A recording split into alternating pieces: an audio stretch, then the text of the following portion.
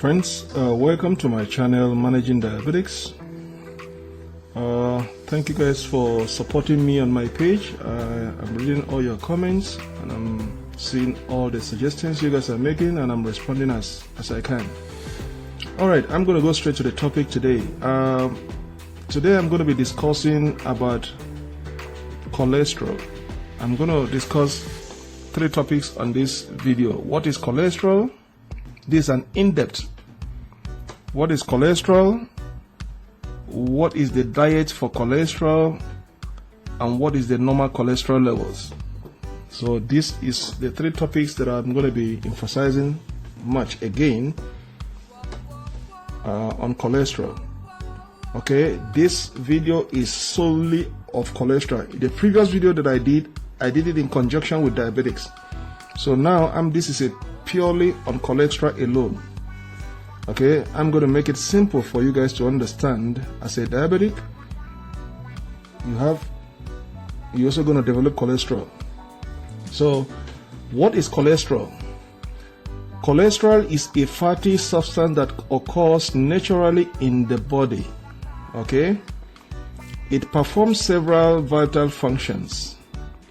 It is needed to make the world surrounding the body cells and is the basic material that is converted to certain hormones. Your body makes all the cholesterol you need. Alright? You need only a small amount of fat in your diet to make enough cholesterol to stay healthy. Alright? The fat and the cholesterol you eat are absorbed in the intestine and transported to the liver. The liver converts the fat into cholesterol and releases the cholesterol into the bloodstream. There are 2 main types of cholesterols. We have the low density lipoprotein, which is the LDL cholesterol, and we call it the bad cholesterol. The LDL, which is the low density lipoprotein, which is called the bad cholesterol, and we have the high density lipoprotein, which is the HDL, which we call the good cholesterol. Okay, now the high level of LDL cholesterol are linked to the atherosclerosis, which is the accumulation of the cholesterol rich fatty deposit in the arteries. Okay, when the fat deposit, when the accumulation of the cholesterol, fatty cholesterol in the arteries, it accumulates, it hardens. And when it hardens, it called the narrowness of your arteries. And when it narrows your arteries, it inhibits normal flow of blood from your heart to the rest of your body. Okay? So this can cause arteries to narrow or become blocked, slowing or stopping the flow of blood to the vital organs that your body needs, especially the heart and the brain. Okay, the clogging of the arteries, that is the clogging of those arteries affecting the heart is called coronary artery disease, and it can cause a heart attack. When those arteries are blocked, when those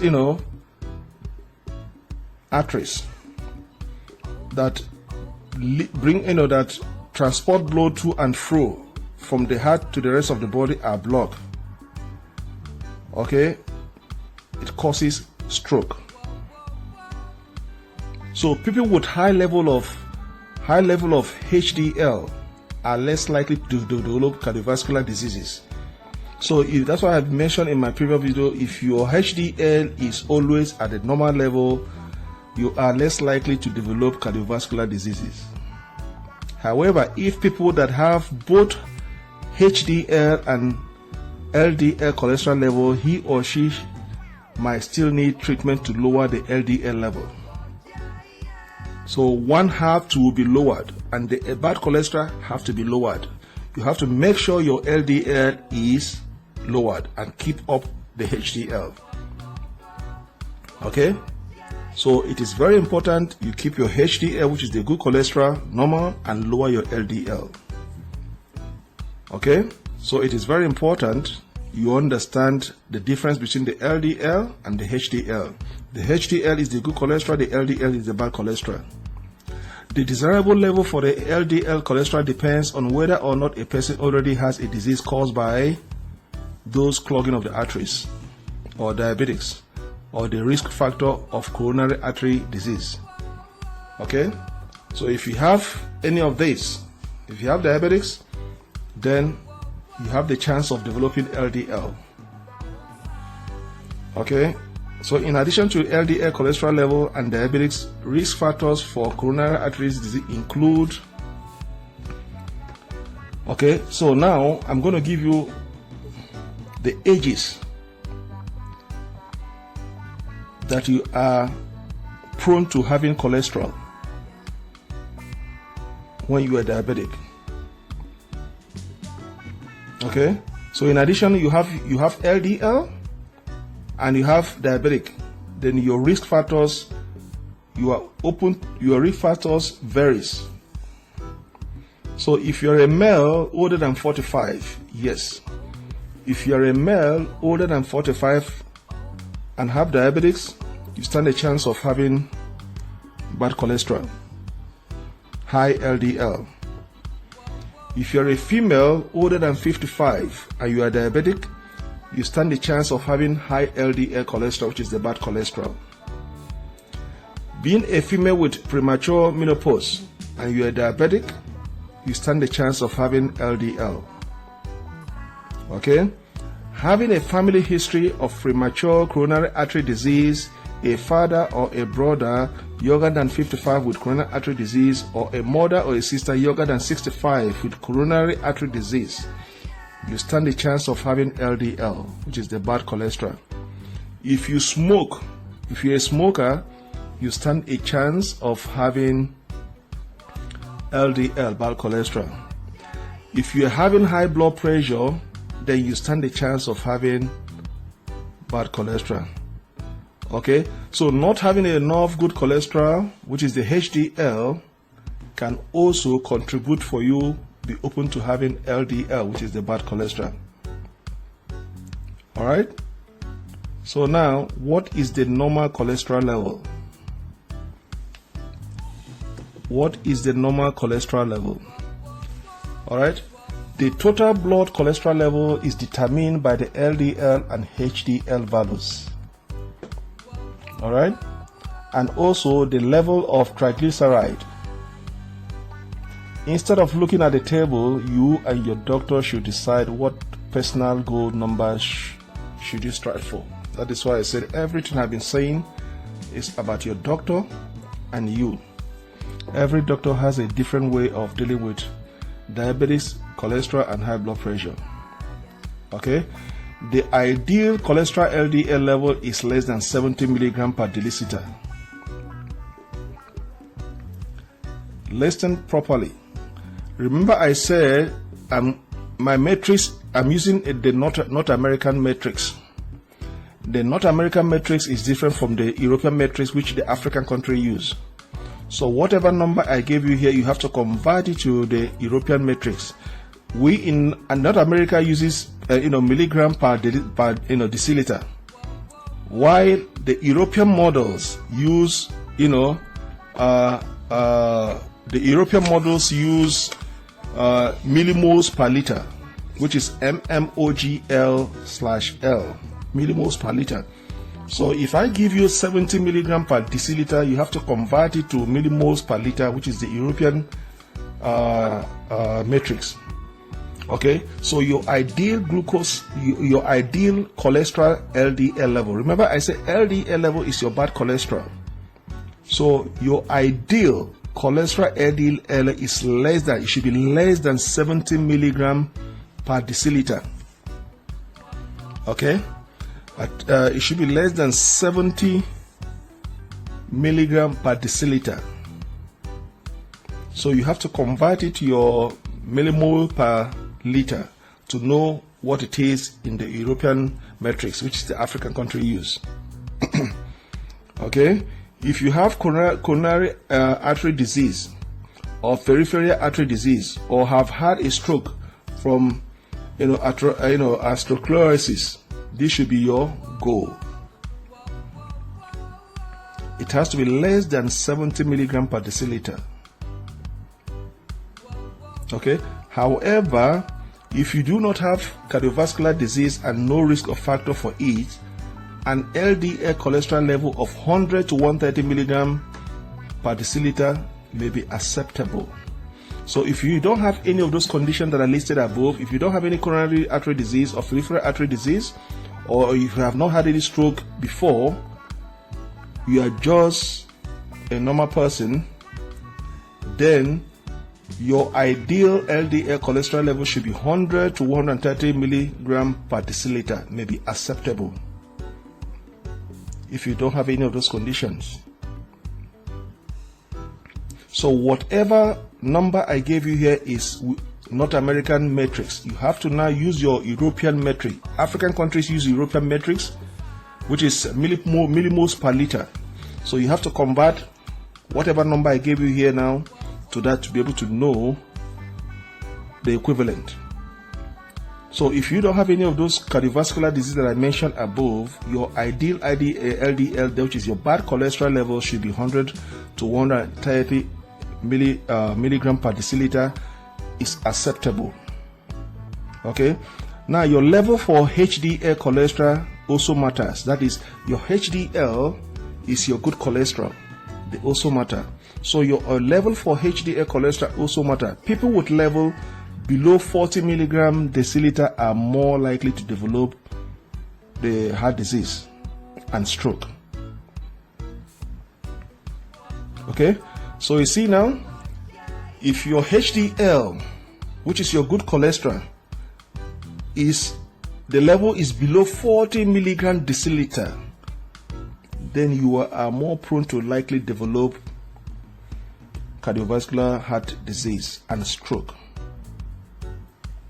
because now your LDL is higher and your HDL is lower.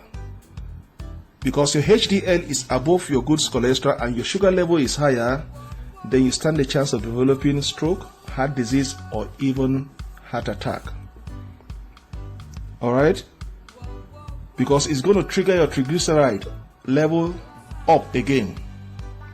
So now your triglyceride level of under 150 milligram deciliter is a good ideal.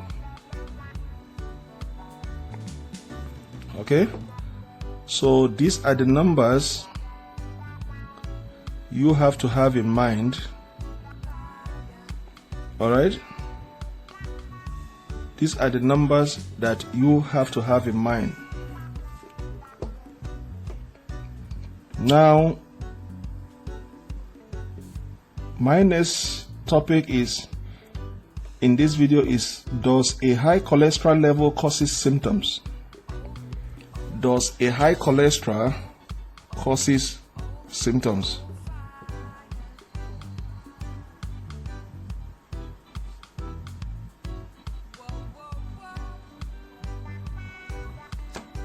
Okay, most people with high cholesterol don't have any symptoms until cholesterol related cardiovascular disease causes significant narrowing of the arteries leading to the heart or the brain. So if you have high cholesterol, remember, let me go back. In one of my several videos I did mention and I give a specific example. Please guys, be attentive here in this section. You're going to learn a lot from this section, from the example I'm going to give, because I've said this numerous times in my previous video. You have to pay attention to this section that I'm going to define. Does high cholesterol level causes symptom? And my first sentence says most people with high cholesterol don't have any symptom until they die.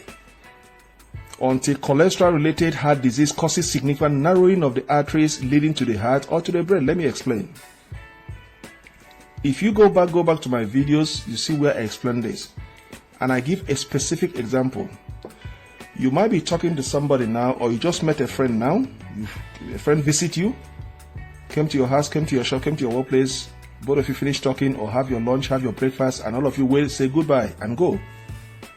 And after 1 hour, you hear that he just slumped and died. Somebody just slumped and died.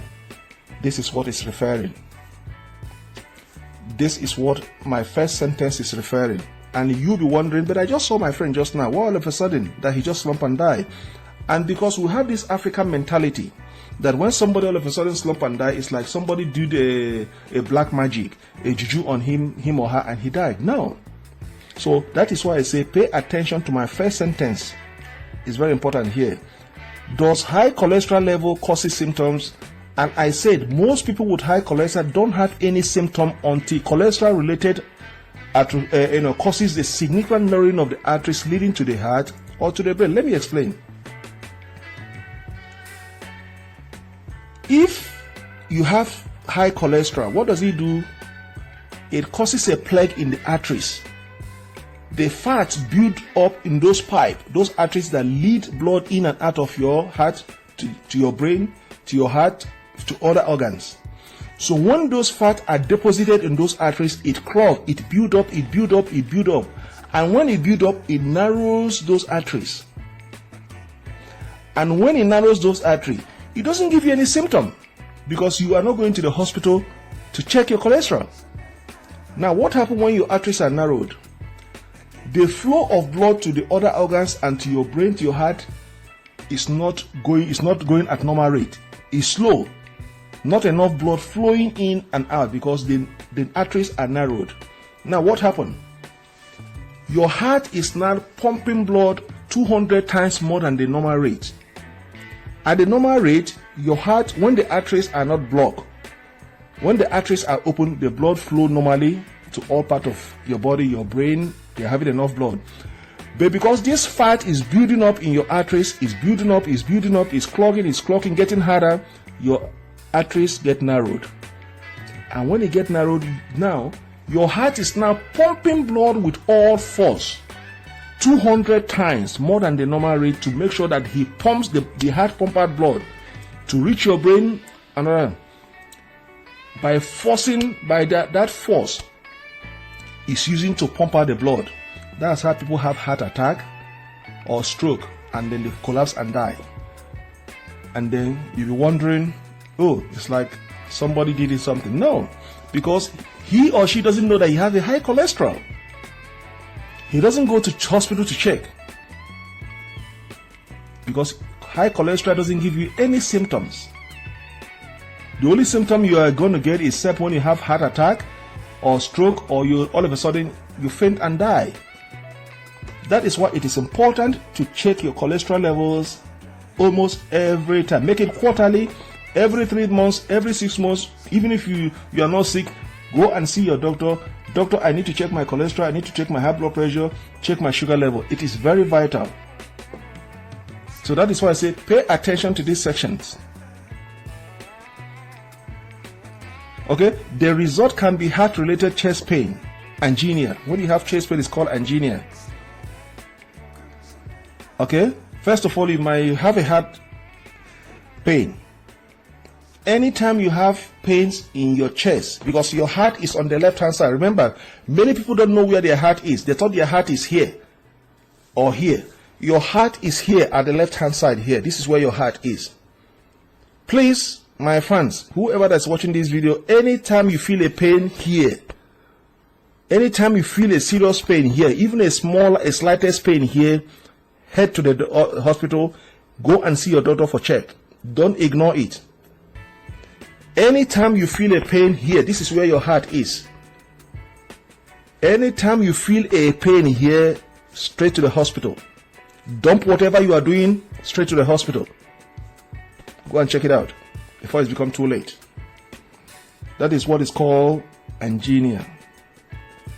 Or other symptoms of the coronary artery disease, as well as symptoms of decreased blood supply to the brain, that is going to cause you a stroke or heart attack. So in general, when you have high cholesterol level, it doesn't give you any symptoms.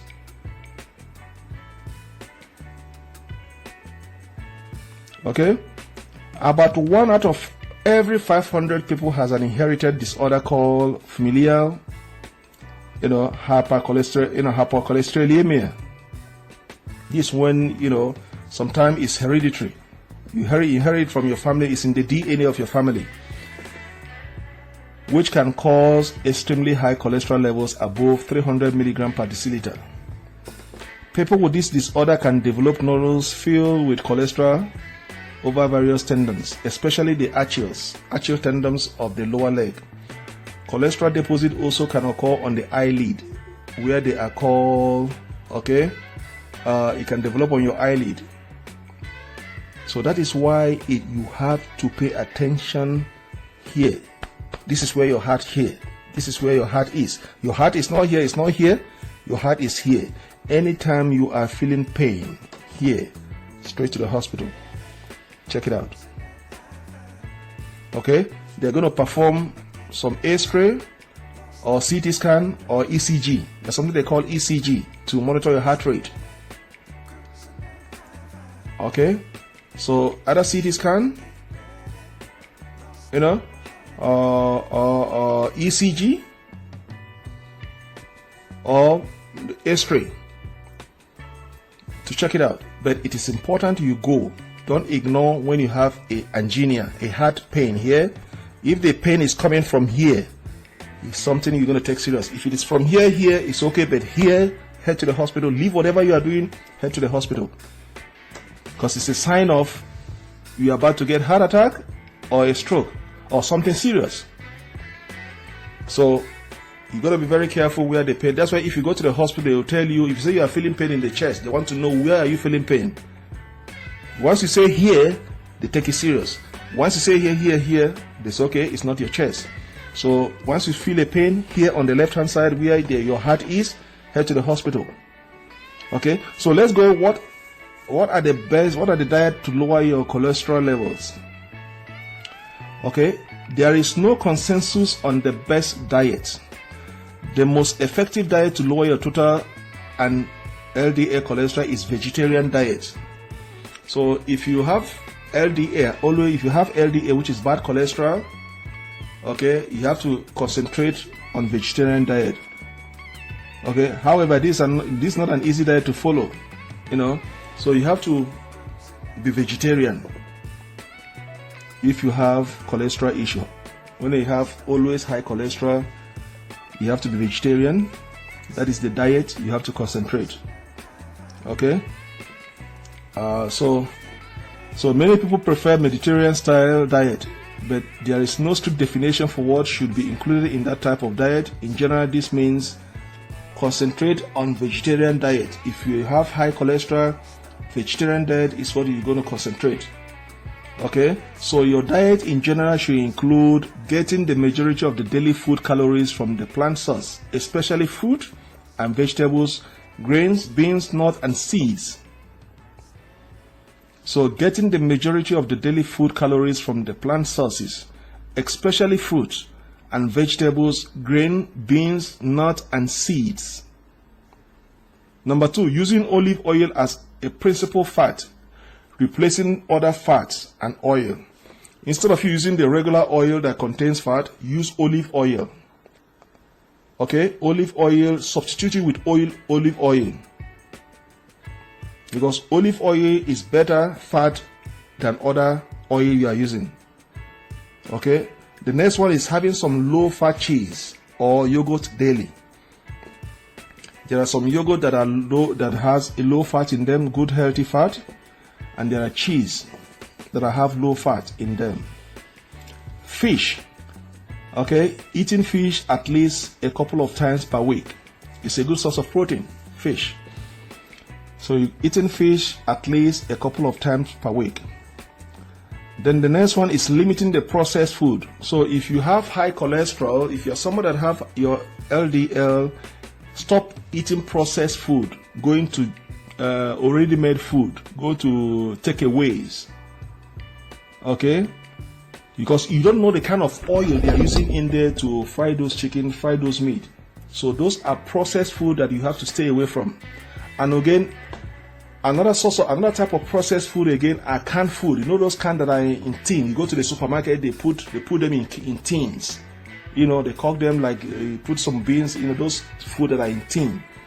You have to limit yourself in buying those processed food. Anything that you buy from the shop that are processed, canned, and they are canned in container, stay away from them. When they say limit the consumption, but not totally stay away from them. But you have to limit the consumption and then stop eating, going to all this junk food, going to takeaways, restaurants. Because in those restaurants, you don't know the kind of oil they use in those restaurants to fry those meat, those chicken. Okay? So that's why you have to be very careful. The next one, drinking alcohol in moderation unless medically not indicted.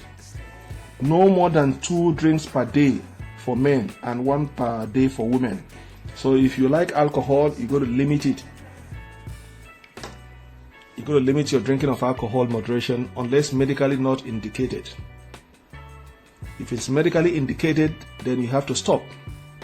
Nothing like alcohol, you have to stop.